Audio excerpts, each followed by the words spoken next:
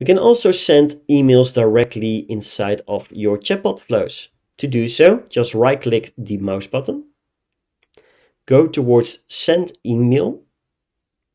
From here, you can give your email block a name. From here, you will be able to select any of your email profiles that you previously set up.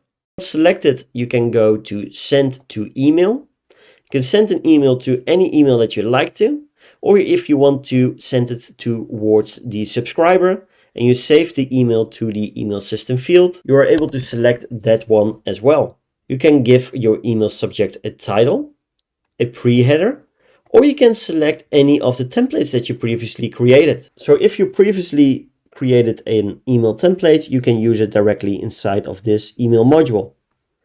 If you did not, you can also create an email on the spot by just going with the email subject. You can include a pre-header, although once including a pre-header, it might end up inside of the spam folder. So be cautious and test many times for that. And then for the email message itself, you will be able to select any kind of headline, a text, an image, a button, and you can even include attachment inside of your email. You will also be able to select an action when email is first time opened or opened each time. You'll also be able to continue towards the next step.